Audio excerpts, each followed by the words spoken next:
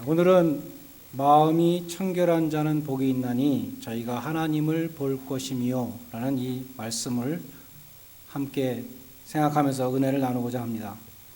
먼저 예수님은 행위가 깨끗한 자가 아니라 마음이 깨끗한 자가 천국에서 하나님을 볼 것이라고 말씀하고 있습니다. 똑같은 행위를 하는 사람들도 그 동기가 깨끗한 사람이 있고 혹은 동기가 불순한 사람이 있는 것입니다. 예수님이 지적했던 대표적인 사람들이 바리새인들이 있는데, 이 사람들은 겉으로 볼 때 아주 깨끗한 사람들이었는데, 그러나 그 사람들의 마음 속에 하나님이 보실 때 아주 가증스러운 교만과 자기의와 사람들에게 자랑하고 싶어하는 그러한 마음이 있었다는 것입니다.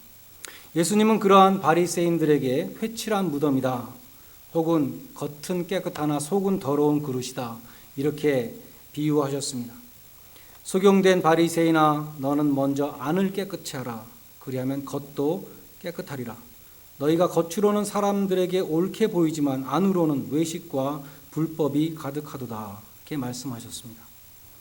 예수님이 마음이 청결해야 한다고 우리 인간의 내면을 강조하신 데는 이유가 있습니다. 그 이유는 모든 악한 말과 악한 행동과 이 모든 것이 마음으로부터 나오기 때문이라는 것입니다. 마태복음 15장 19절에서 예수님이 말씀하시기를 마음에서 나오는 것은 악한 생각과 살인과 간음과 음란과 도적질과 거짓 증거와 회방이니 이런 것들이 사람을 더럽게 하는 것이요, 바리새인들처럼 손을 열심히 씻고 밥을 먹는 이런 것이 사람을 정결케 하는 것이 아니다 라고 말씀하셨습니다. 예레미야 17장 9절에도 만물보다 거짓되고 심히 부패한 것이 마음이다 라고 기록되어 있습니다. 아무도 모르지만 하나님은 심장을 살피며 폐부를 시험한다고 말씀합니다. 성경은 인간의 마음이 심히 부패하고 거짓되기 때문에 모든 죄악이 마음으로부터 나온다고 말씀합니다. 그래서 예수님은 오직 더러운 마음을 버리고 청결한 마음을 갖는 자만이 하나님을 볼 수 있다라고 말씀하십니다. 그러면 하나님이 말씀하시는 청결한 마음이란 어떠한 마음을 가리킵니까? 그것은 한마디로 혼합되지 않은 순전한 마음을 가리킵니다. 불순물이 섞이지 않은 금을 순금이라고 하는 것처럼 순전한 마음은 하나님 보실 때에 불순한 동기가 섞여 있지 않은 그러한 순전한 마음을 말합니다. 그냥 깨끗한 마음이 아닙니다. 예수를 안 믿는 사람들도, 세상 사람들도 마음이 깨끗한 사람, 저 사람은 참 마음이 깨끗한 사람이야, 그렇게 말하는 사람이 있을 수 있습니다. 그런데 성경이 말씀하는 이 청결한 마음이라는 것은 하나님이 보실 때 그 마음이 깨끗한 사람입니다. 하나님을 향해서 순수한 동기를 갖고 있는 사람이라고 말할 수 있습니다. 성경은 예수님의 마음을 품으라고 명령합니다. 예수님의 마음은 어떤 마음이었습니까? 근본 하나님의 본체시나 하나님과 동등됨을 여길 것으로 취하지 아니하시고 오히려 자기를 비어 종의 형체를 가져서 사람들과 같이 되었으며 사람의 모양으로 나타나셨으며 자기를 낮추시고 죽기까지 복종하셨으니 십자가에 죽으심이라. 예수님 말씀하시기를 내가 하늘로서 내려온 것은 내 뜻을 행하려 함이 아니요 나를 보내신 이의 뜻을 행하려 함이니라. 나를 보내신 이의 뜻은 내게 주신 자 중에 내가 하나도 잃어버리지 않고 마지막 날에 다시 살리는 이것이니라. 예수님은 이 하나님의 뜻에 복종해서 죽기까지 순종하셨습니다. 이 마음이 순전한 마음이라는 것이죠. 우리가 따라야 할 모범은 예수님입니다. 예수님도 아무든지 나를 따라오려거든 자기를 부인하고 자기 십자가를 지고 나를 쫓으라고 말씀하셨습니다.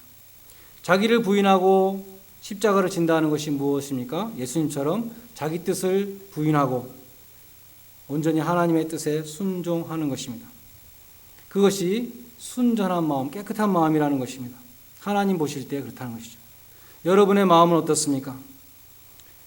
여러분은 하나님 보실 때 깨끗한 마음을 갖고 있습니까? 여러분이 신앙생활하는 그 동기가 정말 순수한 동기, 하나님 보실 때 아름다운 마음으로 신앙생활을 하고 있습니다.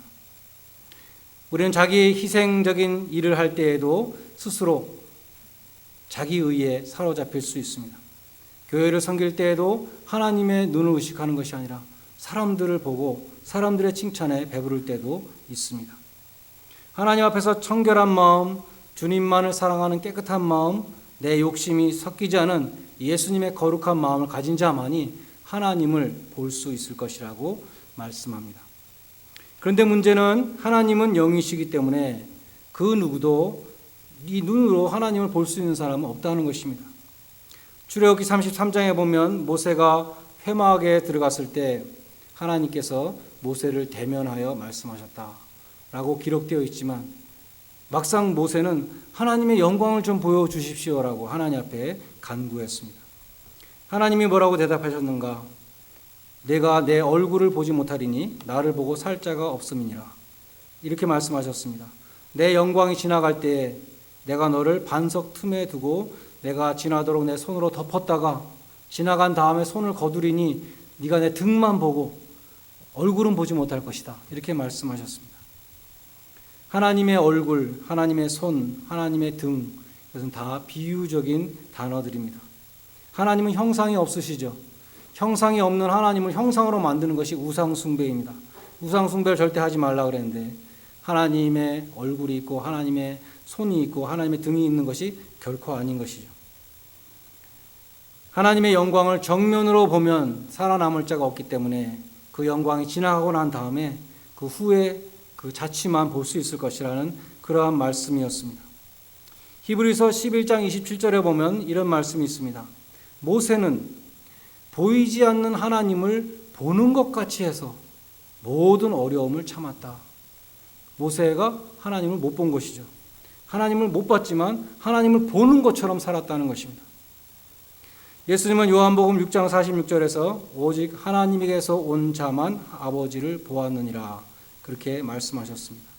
예수님 자신만이 하나님을 볼 수 있다는 것입니다.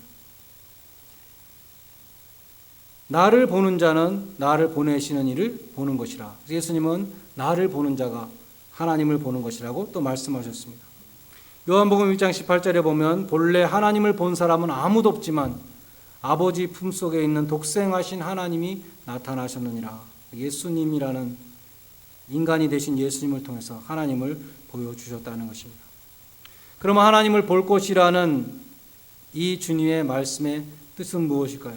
우리 눈으로 하나님을 볼 수 없는데 하나님을 볼 것이라는 이 말씀은 무슨 뜻이냐는 것입니다.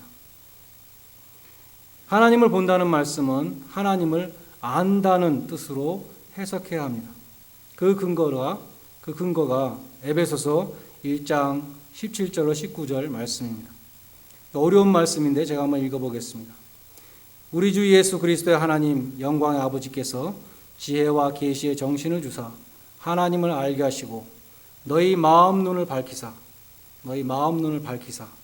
그의 부르심의 소망이 무엇이며 성도 안에서 그 기업의 영광의 풍성이 무엇이며 그 힘의 강력으로 역사하심을 따라 믿는 우리에게 주시는 능력의 지극히 크심이 어떤 것을 너희로 알게 하시기를 원하노라. 이런 말씀이 있습니다. 여기 보면 마음 눈이라는 구절이 있습니다. 하나님은 영이시기 때문에 우리 육신의 눈으로 볼 수 없고 마음의 눈으로 하나님을 볼 수 있는 것입니다. 우리 몸에 있는 이 눈도 굉장히 깨끗하죠.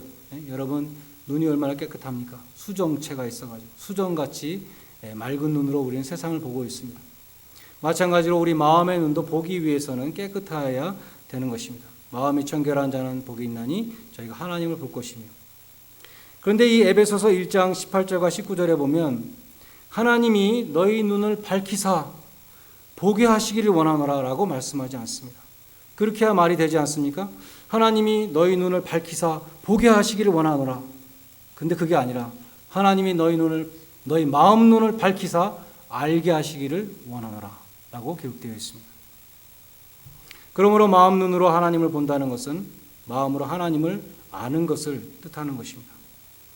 그래서 에베소서 1장 17절에 보면 영광의 아버지께서 지혜와 계시의 정신을 너희에게 주사 하나님을 알게 하시기를 원하노라 기도했습니다. 여기에 지혜와 계시의 정신이라 그랬는데 여기에 대해 잠시 설명이 필요합니다. 우리 성경에 정신으로 번역된 단어는 헬라어로 뉴마입니다. 푸뉴마, 흔히 영어로 스피릿으로 번역됩니다. 바울 서신에 나오는 스피릿은 하나님의 성령과 인간의 영혼 두 가지를 가리킵니다. 영어 성경에는 하나님의 성령을 가리킬 땐 대문자 스피릿으로 기록되어 있고, 우리 인간의 마음이나 인간의 영혼이나 인간의 정신을 가리킬 때는 소문자 스피릿으로 되어 있습니다. 우리 성경은 소문자 스피릿으로 받아서 정신으로 번역한 것이죠. 지혜와 계시의 정신. NIV 성경은 대문자 스피릿, 성령으로 번역했습니다.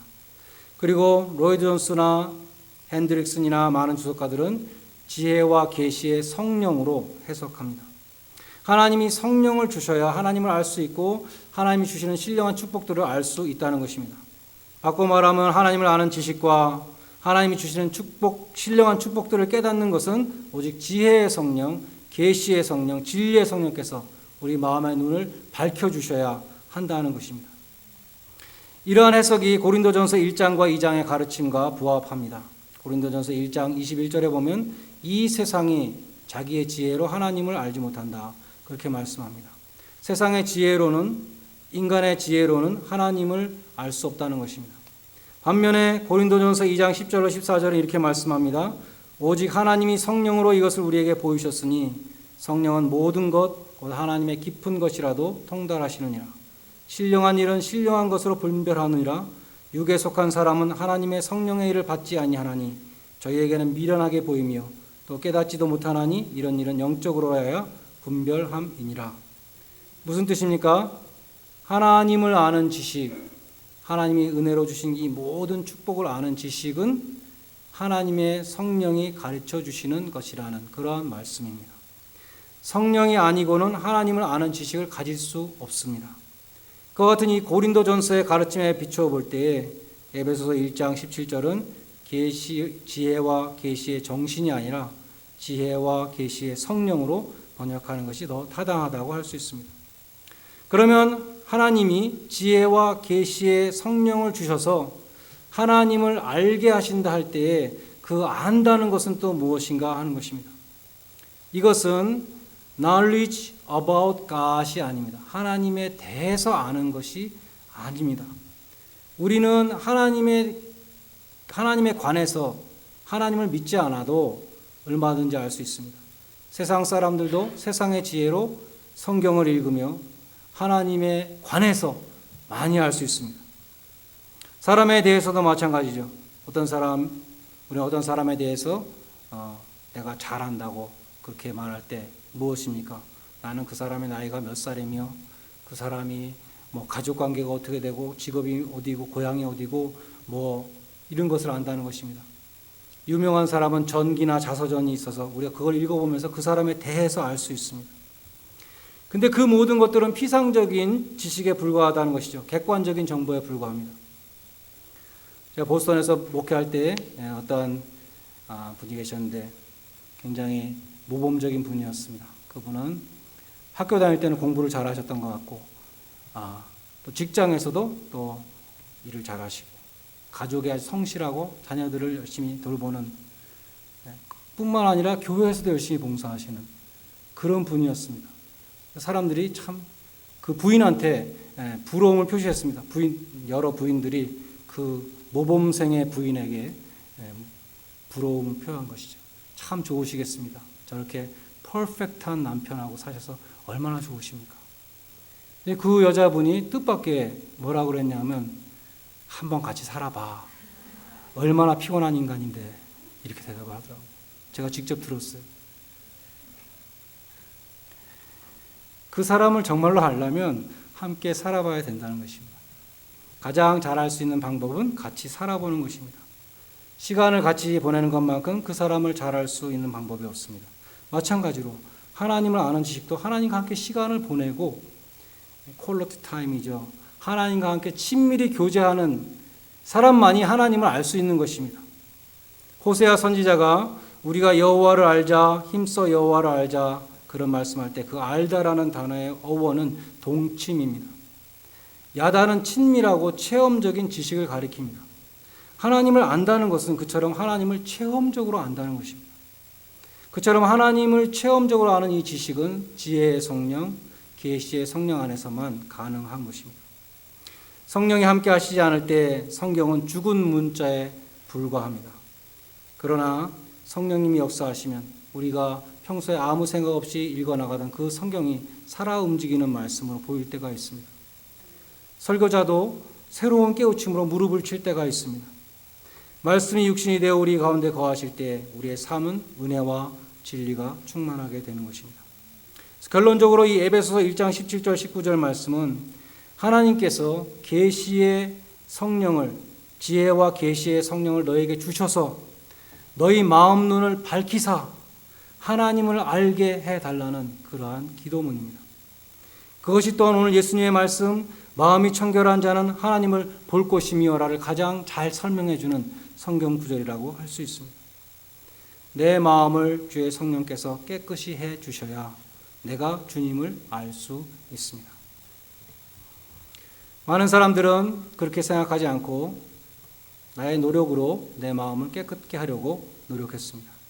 세상을 등지고 산에 들어가서 수양을 하면 마음이 깨끗해질 것이라고 생각했습니다. 그래서 기독교에도 수도원이 생겨났습니다. 그러나 종교개혁자들은 이 수도원 제도를 없애버렸는데 없애버린 첫 번째 이유는 성경적이지 않기 때문이고 두 번째 이유는 실제로 해보니까 마음이 깨끗해지지 않더라는 것입니다. 바리새인처럼 수도사의 모습은 있을지 몰라도 그 속엔 여전히 더러운 마음이 있더라는 것입니다. 그래서 다윗은 주의 성신만이 나를 정결케 하실 수 있습니다. 주의 성신을 내게서 거두지 마소서 그렇게 기도했습니다. 유명한 참회시 시편 51편 10절로 11절에 이렇게 기도합니다. 하나님이여 내 속에 정한 마음을 창조하시고 내 안에 정직한 영을 새롭게 하소서. 나를 주 앞에서 쫓아내지 마시며 주의 성신을 내게서 거두지 마옵소서. 주의 성령이 찾아오셔서 우리 마음 가운데 거하실 때에 우리 마음속에 더러운 것들이 물러나게 됩니다. 빛 앞에서 어두움이 다 사라지는 것처럼 주의 성령께서 오실 때 우리는 정결한 마음을 소유할 수 있는 것입니다. 오직 하나님이 하실 수 있기 때문에 우리는 다윗과 같이 기도해야 하는 것입니다. 그러나 그렇다고 기도만 하면 내 마음은 깨끗해지니까 그것을 믿고 내 삶은 아무렇게나 살아도 된다. 이것은 아닌 것이죠. 기도하고 돌아서서 곧바로 나쁜 것을 보고 나쁜 것을 듣고 생각하고 마귀가 좋아하는 일들을 행한다면 성령님은 우리 가운데 계실 수가 없습니다. 야고보 사도는 그런 사람을 향해서 두 마음을 품은 자들아 마음을 성결케 하라 이렇게 말합니다. 두 마음을 품고 사는 사람들이 많이 있습니다. 기도와 삶이 다른 것이죠. 진심으로 기도한 사람은 진심으로 그렇게 살고자 노력하는 것입니다. 하나님 앞에서 정결한 마음을 진심으로 구한 사람은 생활 속에서도 깨끗한 삶을 살려고 노력하는 것입니다. 마지막으로 말라기 3장 3절에 보면 이런 말씀이 있습니다. 그가 하나님께서 은을 연단하여 깨끗게 하는 자처럼 앉으셔서 레위 자손을 깨끗게 하되 은같이 그들을 연단하리니 그들이 의로운 제물을 나 여호와께 드릴 것이라. 그런 말씀이 있습니다. 하나님 자신을 은장색으로 실버 스미스로 비유했습니다. 중동 지방에서 은장색이 은을 재련할 때 화덕 위에다가 냄비를 놓고 거기서 은을 재련합니다. 찌꺼기를 계속 거둬내는 것이죠. 언제까지 찌꺼기를 거둬냅니까? 사람들이 물어보면 이렇게 대답한다고 합니다. 마치 거울로 보는 것처럼 내 얼굴을 그 은에서 볼 수 있으면 찌꺼기가 다 제거되고 순수한 은이 된 것입니다. 말라기 3장 3절 말씀은 하나님이 택하신 이 레위 자손을 그처럼 불로 연단해서 정결케 하실 것이라고 말씀합니다. 언제까지 그 연단의 과정을 계속하실 것입니까? 우리가 하나님 앞에 묻는다면 하나님은 그렇게 대답하실 것입니다. 내 안에서 예수 그리스도의 형상이 보일 때까지, 마치 은장색이 자신의 얼굴이 보일 때까지 재련의 과정을 찌꺼기를 계속 거두어내는 것처럼 하나님은 하나님의 형상이 우리에게 보일 때까지 성화의 훈련을 계속하시는 것입니다. 그리고 하나님은 그 과정을 중단하지 않으시며 정결케 될 때까지 깨끗게 될 때까지, 정금과 같은 믿음이 될 때까지 포기하지 않으신다고 빌립보서 1장 6절은 말씀합니다. 너희 속에 착한 일을 시작하신 하나님이 그리스도 예수의 날까지 그 시작하신 착한 일을 완성하실 것을 확신함으로 우리 안에 그리스도의 형상이 이루어질 때까지 일하시는 하나님, 그 성화의 과정을 결코 포기하지 아니하시고 끝까지 이루시는 그 하나님 앞에 감사하는 성도들이 되시기를 바랍니다. 주님을 대면하여 보게 될 그 예수 그리스도의 날을 바라보며 주님과 같이 자신을 깨끗이 하는 귀한 성도들이 되시기를 주님의 이름으로 간절히 축원드립니다. 기도하겠습니다.